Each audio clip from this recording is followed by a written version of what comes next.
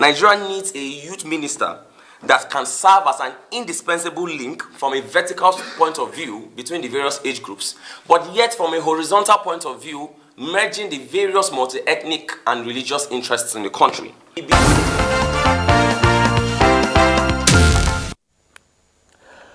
It's 100 days in office for President Bola Tinubu and some state governors. Different scorecards and ratings from different individuals and groups on the journey so far since Tinubu assumed office May 29. It's indeed a wide spectrum of issues to look at, but Political Update today zoomed its lenses to the largest segment of the Nigerian population, that is the youth. A Ministry of Youth Affairs carved out from the Ministry of Youths and Sports. This, many say, is a positive signal for the prosperity of the Nigerian youth. So, what are the expectations in this virgin ministry? This and many more we shall be discussing on this special day on Political Update. My guest is a young lawyer and social activist. My name is Mie Ogede. You are welcome.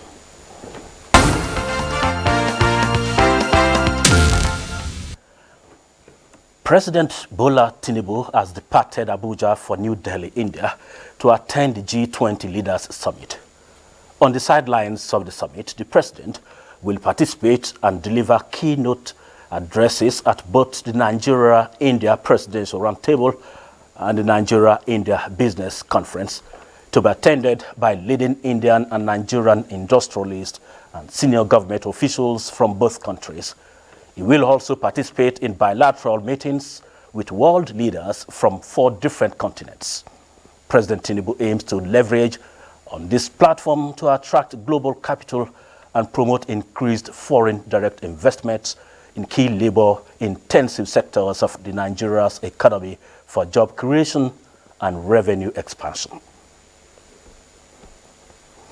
The Presidential Election Petition Court is set to deliver its verdict on the 3 consolidated petitions challenging the declaration and return of President Bola Tinubu as the winner of the February 25, 2023 presidential election. The Chief Registrar of the Court of Appeal, Umar Mohamed Bangari, confirmed the date in Abuja. The 3 consolidated petitions were filed by the presidential candidate of the People's Democratic Party, PDP, Abubakar Atiku, and his counterpart in the Labour Party, Peter Obi, as well as that of Allied People's Movement, APM. The court says the live telecast of the verdict will be allowed. The Labour Party candidate for the Bende Federal constituency in the 2023 National Assembly elections in Abia State, Frank Chinasa, has announced his decision not to proceed to the appellate court to appeal the ruling of the Election Petitions Tribunal sitting in Umuahia, Abia State, which upheld the victory of Benjamin Kalu, the Deputy Speaker of the House of Representatives. He stated this at a media briefing in Abuja. My former opponent, our rep, Benjamin Kalu, is the 6th man in the political hierarchy of this nation. I think that calls for a lot more consideration. If Ben were to be a regular honorable member sitting in the House, maybe the story would have been a little different. But this sacrifice that I'm making right now, this personal sacrifice that I'm making right now, is just for the interest of the Southeast as a region. And Bende in particular, being that we actually come from the same Ikwishi, if you know what that means. The national chairman of the All Progressives Congress, APC, Abdullahi Umar Ganduje, says the party is poised to establishing a National Institute for Progressive Studies aimed at developing capacity of future leaders through transparent and visionary process. The national chairman was speaking when the APC Progressive Change Agents Initiative pays him a courtesy visit at the party secretariat. The visit, the delegation confirmed, was to present a detailed roadmap towards ensuring future victories through previous data collection. And the largest party in Africa. So we cannot afford to operate under standard or below standard. So it is in the view of this that we are ready to provide the party with actionable insights that allows for targeted and effective campaigning by understanding the specific concerns and aspirations of different demographics. The APC will soon establish what we call National Institute for Progressive Studies, so that we examine democratic ideals and see how we can promote democratic ideals among the population, especially among the APC members, so that we can be able to forecast success even before the time of the success. Even if there is failure, we'll be able to know so that we can work and change the narratives before the time. The Institute will assist in projecting the ideals and philosophies of the party, and thank the delegation for identifying with the party leadership and promising fruitful partnerships that will promote good governance and strengthen party unity. So let's go to the issue of the day. President Bola Tinubu is 100 days in office. Different things to discuss, different issues to look at, and different analysts with different perspectives and opinions. But today, Political Update, as I earlier told you at the intro, we'll be looking at how the Tinubu presidency has given a special consideration to the Nigerian youth that constitutes about 60%. And I have a guest in the studio, also a youth, a lawyer and social activist, Barrister Samuel Chukwu. You are welcome to Political Update. Yeah, thank you for having me. It's a pleasure to be here. Let's hear from you. 100 days of Tinubu's presidency. Ministry of Youth Affairs created. Did you see any positive move by the president Very well. in terms of giving youths that platform? Very well. Thank you once again for having me, and it's a pleasure to be here. A lot has happened in the space of 100 days that one can't help but stop and wonder if we really were in 100 years or 1 year has passed already. And that's because irrespective of whatever side of the political divide you may be, you cannot deny the fact that Mr. President has shown a penchant for action. He has done a lot within the last 100 days, and with a particular spectrum on the youth. If you can pay special attention to the youth, you can see that by carving out the Ministry of Youth to stand alone, rather than what was obtainable in the past, where you had the Ministry of Youth and Sports, Mr. President has already made a statement. And that statement can be inclined to be read as one that says that he is specially interested in the affairs of the youth. And, well, that must be commended. Mr. President must be commended for that singular act of carving out that Ministry of Youth, separate from that of Sports. But if my memory can serve me right, we don't have a minister in that ministry yet. Yes. Do you feel like an orphan for now? No, not at all. Not at all. Not at all. I mean, regular Nigerian parlance would say, God forbid. It depends on the perspective in which we look at it. For me, I see it as the car must be ready before the driver must arrive. So it is good that we're getting the car ready and set, so that once the driver comes, the engine can start and the car can start to move. So I do not think Nigerian youth should be seen as orphans. Instead, we should be waiting patiently but expectedly for whoever will be announced. Let me take it up from there. Very Whoever well. is a big statement. That's true. Because capacity, manning the Ministry of Youth Affairs is indeed a great task, because they can be very, permit me to use this word, very highly inflammable, as it were, because it's a very sensitive ministry. That's true. So what are the qualities you think one should be looking out? If you were to see the president one-on-one and he seeks your opinion, who do you think should be the youth minister in terms of qualities to man that ministry? Yes, thank you very much, Mr. Gidi. You've started very well with that question, and that's because the Ministry of Youth is what lawyers would like to call sui generis. And that's because it's on a league of its own because of the very nature of youths. First and foremost, if you look at it from a population perspective, you can see that youths constitute, that's according to statistics from the United Nations, the youths constitute over 60% of Nigerians. And because Nigeria is not just any nation, Nigeria is the most populous black nation on earth, in the world. So if we were to do the mathematics, 60% of over 200 million would give us a figure in excess of 120 million. That shows you that we have an army, to use that word. So whoever would be the Minister of Youth Affairs must be someone that has the capacity to mobilize and galvanize this massive population. Because if we were to put that number in perspective, the population of a country can either be an asset or a liability. So we need someone that can recognize the risks involved with this population, but also the opportunities. For instance? Okay, you want me to be specific? Very well, very well. No, I will be very specific. I'll be very specific. The truth is that having looked at the various candidates, of course, they all have their qualifications, but there's one in which, on a personal study, which I and my organization have done, we can call his name publicly. What is the organization? Yes, it's the Nigerian Youth Advancement and Development Initiative. It's an independent civil society organization that is dedicated to the advancement and development of Nigerian youth. And we've carried out a diligent study of the candidates, and we can state categorically that we found the candidates that fits this specifications. And he's none other than Dr. Doyin Johnson.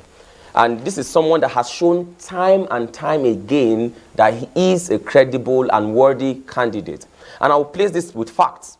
I'm not here to give fiction, I'll give you facts. Many candidates like to show up when a party has come into power. But this is someone that even before the current government came into power, he had shown himself to be dedicated on two perspectives. One, he has shown his dedication to national affairs.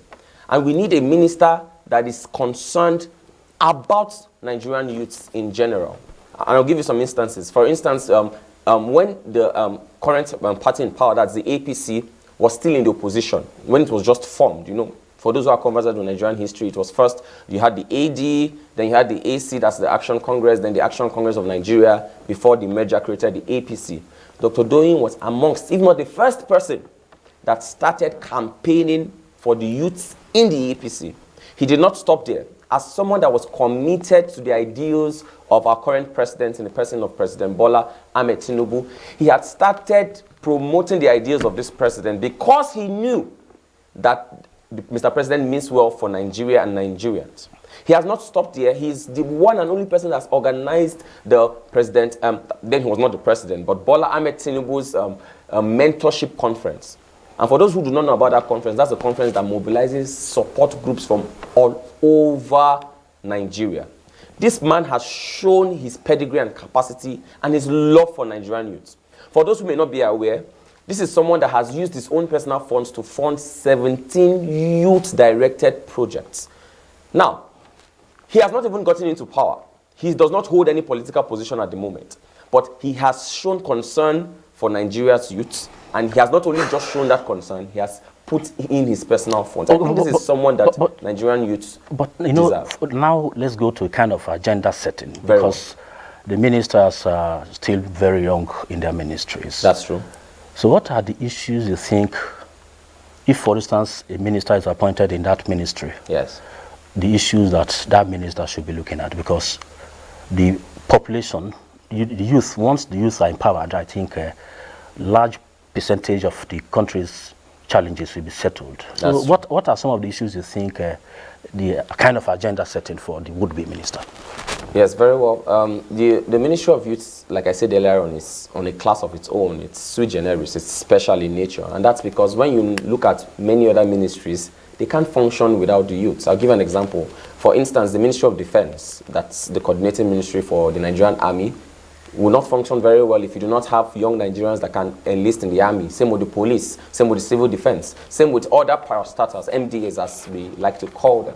So the Ministry of Youth must be, the Minister of Youth rather, must be someone that is a bridge builder, someone that can galvanize support, someone that can liaise with the various ministries to ensure that the primary beneficiaries, who are the Nigerian youths, must be at the core of this administration's agenda. And like I said earlier on, the president has commendably separated the ministry from that of sports to show that he's going to give this a priority. So we need someone that can mobilize and galvanize support for the youths. And like I said earlier on, without mincing any words, that person is Dr. Dwayne Johnson. You also need someone that is very humble. Okay. Because someone that has that, that power. It is Lord Acton, the British politician, that once said, power tends to corrupt and absolute power corrupts absolutely. So you need someone that is very humble. And Dr. Dwayne Johnson has shown... Okay, let's take some reports because the federal government has advised public and private sectors to safeguard information to avoid any action that could tarnish the reputation of the government. Vice President Kashim Shettima gave the advice at the opening of retreat and sensitization program for state as political aids on administrative procedures and governance. Let's hear from Jubrila. Forging a path to responsible governance, a call to political aids, the central message at this retreat.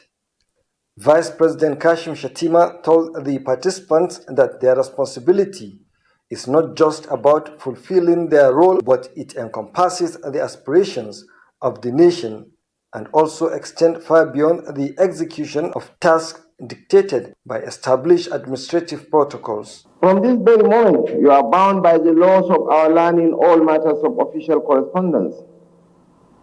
These laws outline the consequences for both intentional and unintended mishandling of the information entrusted to your care. Should you falter in this duty, the consequences will ripple far beyond the intricate fabric of governance. They could erode public trust, jeopardize national security, and undermine the very integrity of our administration. Stakeholders at the retreat also reminded the participants on the protocol that govern decision-making, resource allocation, and policy implementation. Safekeeping of sensitive information related to national security, policy strategies, and matters of paramount national significance were also discussed. Not only that, we are here to also look at relationship with other tiers of government, National Assembly, as well as the judiciary. The retreat also encourages the participants to avoid rivalry and develop a unique perspective for the development of civil service at the State House.